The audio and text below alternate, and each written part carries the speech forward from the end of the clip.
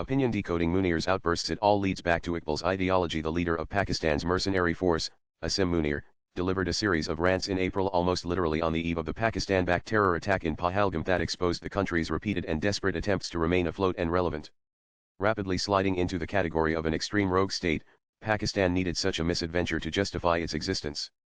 Munir's outbursts reflect the very essence of Pakistan, a false state built on a fraudulent ideology that fuels its anti-human politics and calculatedly savage, almost animalistic behavior. At the BRICS summit in Goa in 2016, Prime Minister Narendra Modi, without mincing words, aptly and presciently described Pakistan as the mothership of terrorism. Those countries and entities that have shown sympathy towards Pakistan must now realize that this mothership of terrorism can easily come and dock on their shores as well. No one can be safe until the mothership itself sinks. Let us briefly delve into the diabolic mindset that drives the Pakistani deep state. Asim Munir is merely a part, an ephemeral bubbling along, festering stream of diabolism that has oozed from the architects of Pakistan's deep state. From Jinnah's direct action to Zulfikar Bhutto's infamous and irrational call for waging a thousand-year war against India, to Zia-ul-Haq's efforts in laying the deeper foundations of Pakistan as a radical rogue state with Islamism as its lifeblood, pattern is consistent. Add to this the Yahya Khan-led Pakistan Army's genocide in East Pakistan, the mass killings of students and Bengali intellectuals, the elimination of minorities in the region, and the deliberate withholding of relief in the aftermath of Cyclone Pola in 1970, which killed 600,000 people in one night. All are manifestations of a deep-seated, diabolical obsession with shaping Pakistan into the new epicenter of terror and radicalism. This mindset shaped the very demand for Pakistan, as conceived by its political and intellectual proponents. Munir and the Pakistani deep state have relentlessly tried to keep those ideological props well-oiled and broadcasted in order to keep themselves alive and kicking. Two interesting episodes from history are relevant here for our discussion. In a rare meeting with Sri Aurobindo in July 1950, thinker, polymath, and leader K. M. Munshi 18871971, then Union Minister for Agriculture, recounted a striking remark made by the sage on Pakistan. Recognizing Munshi as his former student from Baroda, Sri Aurobindo granted him a special darshan and audience, during which they discussed both personal and national matters at length.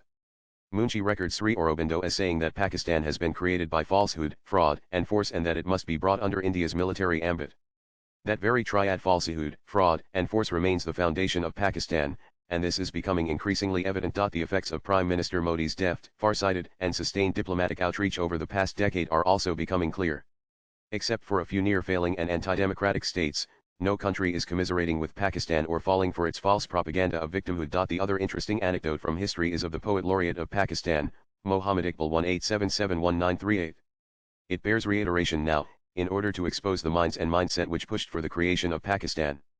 One of Rabindranath Tagore's foremost biographers, Prabhat Kumar Mukhopadhyay 18921985, notes in Rabindra Hibanakatha that when Tagore arrived in Lahore on February 14, 1935 for a 2-week visit, Iqbal, himself a native of Lahore, escaped from the city in order to avoid meeting Tagore. Iqbal's conduct was hardly surprising, given that he had already begun composing the subversive hymn of Pakistan.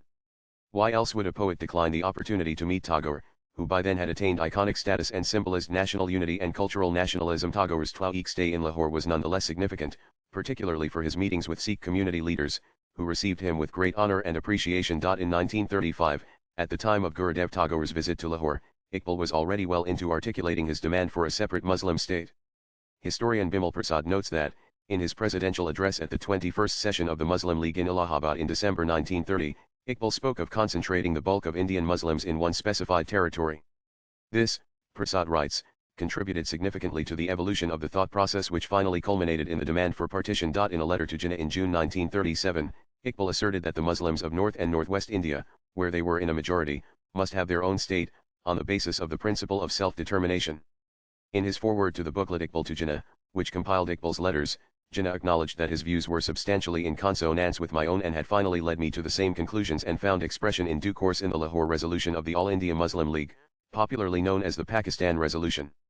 Prasad argues that Iqbal's 1930 address strongly underlined some of the basic points which were later used as the main ideological props of Pakistan. By 1937, an ideologically possessed and driven Iqbal, having shifted focus away from his sublime poetry, wrote to Jinnah, "I tell you that we are actually living in a state of civil war which, but for the police and military, would become universal in no time." He also asserted that the idea of a single Indian federation is completely hopeless. Reporting a conversation he had with Jinnah around the same time, Lord Brabourne, then Governor of Bombay, recorded that Jinnah's policy was to preach communalism morning, noon, and night, while PM Modi's vision of a new India and of Viksit Bharat is powered and driven by the vision, legacy and philosophy of the likes of India's poet laureate, Gurudev Rabindranath Tagore, and is based on his vision of unity and self-reliance. The dark and failing nightmare that is Pakistan continues to be shaped by its poet laureate, Iqbal, who spoke of division, separation, conflict, and despair. Iqbal never articulated any substantial or enduring civilizational vision. Unlike Tagore, he failed to influence or shape global thought in any meaningful way. While Tagore is celebrated across the world, his relevance only growing with time, Iqbal remains entombed, trapped in a decaying sepulchre of his own making. That sepulchre continues to incubate and unleash anti-civilizational ideas and forces. The lies peddled by Asim Munir, like those of his predecessors, are churned out from that very death-bound vault. Swipe left for next video. Alongside the physical resistance and response to the wraith state of Pakistan, which must continue unabated, the battle of the mind and of ideas against its founding ideology must also persist with equal resolve until that dark, nether, and nefarious sepulchre is permanently decimated. The author is Chairman, Dr. Syamaprasad Mukherjee Research Foundation, and a member of the National Executive Committee, BJP. The views expressed in the above piece are personal and solely those of the author. They do not necessarily reflect News 18's views. Latest blogs.